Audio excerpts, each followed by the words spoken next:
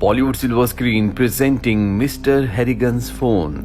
कहानी की शुरुआत में हमें क्रेग नाम के एक लड़के को दिखाया जाता है जो आज कई सालों के बाद अपने होम टाउन वापस लौटा है। अपने होम टाउन वापस लौटने के बाद उसकी बचपन की यादें ताज़ा हो जाती है। उसे याद आता है कि जब वो बहुत छोटा था तो उसकी मॉम की मृत्यु हो गई थी और वो अपनी मॉम की मृत्यु के लिए अपने आप को दोषी समझता था। हालांकि उनकी मृत्यु का कोई भी कारण बताया नहीं गया। इसी शहर में एक बहुत अमीर आदमी रहते हैं जिनका नाम हैरिगन है। हैरिगन की ईश्वर पर बहुत आस्था है, इसीलिए हर रोज वो चर्च प्रेयर करने के लिए जाते हैं।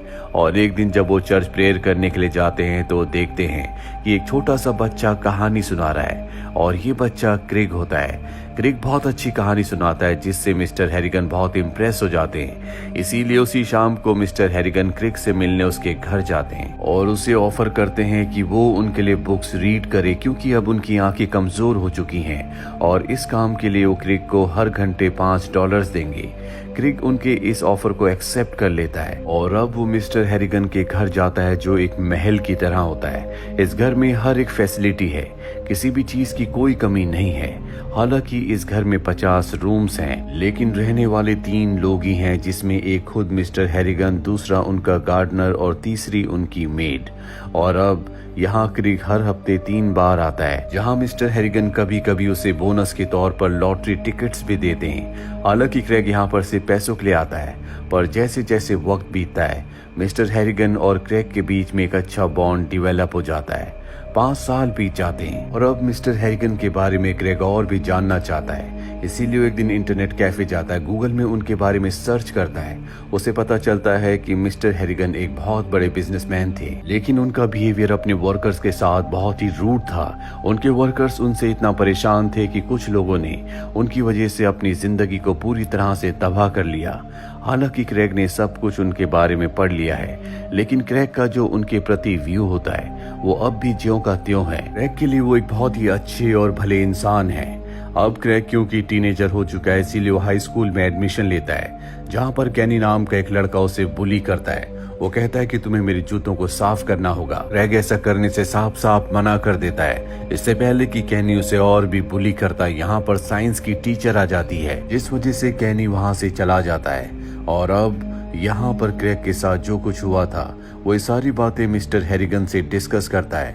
मिस्टर हैरिगन कहते हैं कि जो लड़के तुम्हें बुली करते हैं तुम्हें उन्हें नरमी से नहीं बल्कि सख्ती से डील करना चाहिए, चाहे वो तुम्हारा स्कूल हो, कोई ऑफिस हो या बिजनेस हो। अब क्रेग को हाई स्कूल में कुछ दिन हो चुके हैं। वो देखता है कि हाई स्कूल में जितने भी बच्चे हैं वो अपने स्मार्टफोन्स के हिसाब से डिवाइडेड हैं। जिनके पास सैमसंग के फोन है वो अलग कैटेगरी में है, जिनके पास नोकिया के हैं वो अलग कैटेगरी में है, और जिनके पास आईफोन है उन्हें कूलेस्ट समझा जाता है। इसीलिए क्रेग घर जाकर अपने पिता से कहता है कि मुझे भी आईफोन चाहिए, और उसके पिता साफ साफ मना कर देते हैं। वो कहते हैं कि तुम्हारी उम्र फोन चलाने की नहीं बल्कि स्टडी करने की है, तुम्हें अपनी स्टडीज पर ध्यान देना चाहिए। मिस्टर हैरिगन जो उसे बार बार लॉटरी के टिकट देते हैं, आज जब वो उस टिकट को स्क्रैच करता है तो उसमें $3000 का इनाम होता है, जो देखकर वो बहुत खुश हो जाता है। उसके पिता भी अब उसके लिए आईफोन ले आते हैं क्योंकि आज क्रिसमस का डे है और क्रिसमस डे पर उसके पिता उसे आईफोन देते हैं। वो अपने पिता के गले लग जाता है। फोन से सबसे पहले कॉल वो मिस्टर हैरिगन को करता है और कहता है कि आपने जो मुझे लॉटरी टिकट दिया था उसमें मैंने $3000 का इनाम जीता और मुझे मेरा पहला आईफोन मिला। अगले दिन जब क्रेग स्कूल जाता है तो वो अपने सभी दोस्तों को अपना आईफोन दिखाता है। इसके बाद वो कैफेटेरिया जाता है जहाँ पर उन बच्चों का ग्रुप है जिनके पास आईफोन्स है। यहाँ पर जेनिफर नाम की लड़की भी बैठी होती है जो कि उसका क्रश है। इसके बाद यंग क्रेग की आवाज सुनाई देती है जो अपने बचपन की कहानी सुना रहा होता है।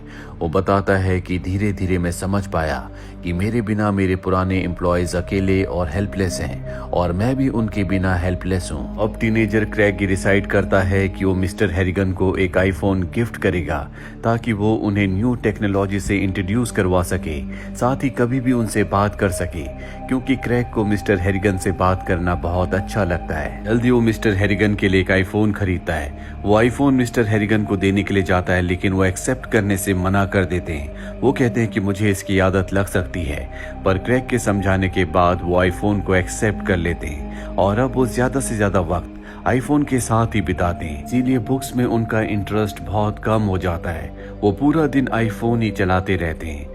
वक्त बीतने के साथ उनकी तबीयत बहुत ज्यादा खराब हो जाती है, यहाँ तक कि उन्हें ऑक्सीजन मास्क भी पहनना पड़ता है। क्रेग अगले दिन जब अपने रूटीन के हिसाब से उन्हें बुक रीड करने के लिए जाता है तो वो देखता है कि मिस्टर हैरिगन अब इस दुनिया में नहीं रहे। वो घर पर अकेले थे क्योंकि उनके दोनों हाउसकीपर छुट्टी पर थे। क्रेग अपने पिता को कॉल करता है। उसके पिता कहते हैं कि जब तक हेल्प नहीं आती तुम वहीं पर रहो। क्रेग की आंखों में आंसू होते हैं क्योंकि आज उसने अपने सबसे अच्छे दोस्त को खो दिया। हालांकि उसे पता है कि वो इस दुनिया में नहीं रहे, लेकिन फिर भी वो उनके लिए बुक रीड करता है। और अब कम्युनिटी के कुछ लोग आते हैं जो उनके फ्यूनरल की तैयारी करते हैं। चर्च में सब इकट्ठा होते हैं जहां पर क्रेग उनके लिए एक बार फिर से बुक रीड करता है। हालांकि ऐसा करने में उसे बहुत तकलीफ हो रही होती है क्योंकि वो मिस्टर हैरिगन के जाने से बहुत दुखी है। बुक रीड करने के बाद वो मिस्टर हैरिगन के पास जाता है और चुपके से उनके आईफोन को उनकी जेब में रख देता है। इसके बाद वो अपने पिता के साथ चर्च से निकल जाता है। तभी वहां पर मिस्टर हैरिगन का पर्सनल फाइनेंस मैनेजर आता है और बताता है कि मिस्टर हैरिगन ने अपनी वेल्थ में से $8 लाख क्रेग के नाम किए हैं ताकि वो अच्छी एजुकेशन प्राप्त कर सके।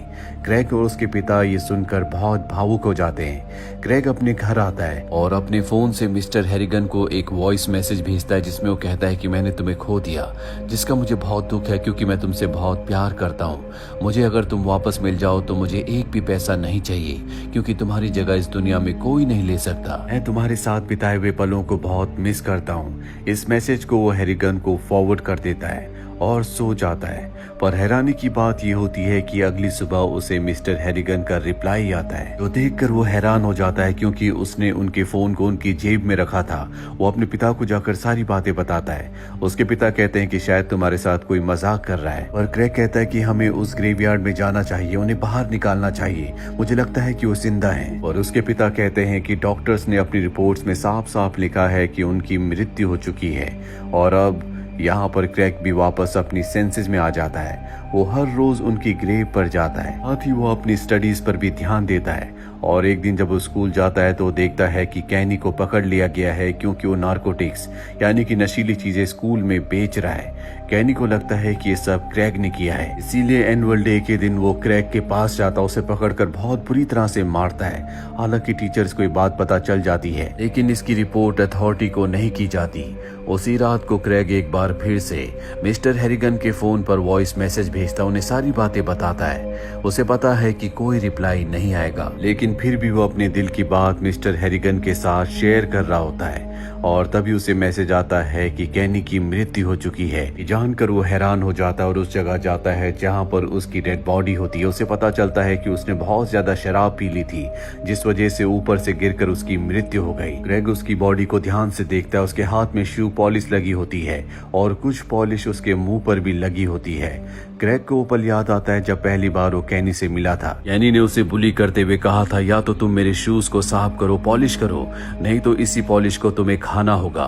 और अब वही चीज कैनी के साथ हुई होती है। क्रेग को पूरा विश्वास है कि ऐसा मिस्टर हैरिगन की आत्मा ने किया है, इसीलिए वो इस चीज को और भी इन्वेस्टिगेशन करने का फैसला करता है। वो मिस्टर हैरिगन की एक पुरानी एम्प्लॉय के पास जाता है और उससे इन्वेस्टिगेशन करता है। उसे पता चलता है कि इस एम्प्लॉय ने मिस्टर हैरिगन की कंपनी में चोरी की थी जिसके बाद उसे निकाल दिया गया था। और हैरानी की बात यह होती है कि कुछ दिनों के बाद इस एम्प्लॉय की भी मृत्यु हो जाती है। क्रेग को पूरा विश्वास हो चुका है कि मिस्टर हैरिगन की आत्मा एक ईविल आत्मा है, इसीलिए वो उस फोन को जिस फोन से वो मिस्टर हैरिगन को वॉइस मैसेजेस करता है उसे एक बॉक्स में रख कर बंद कर देता है। अब उसका हाई स्कूल कंप्लीट हो चुका है, इसीलिए वो जर्नलिज्म करने बॉस्टन चला जाता है। सब कुछ उसकी जिंदगी में अब नॉर्मल है।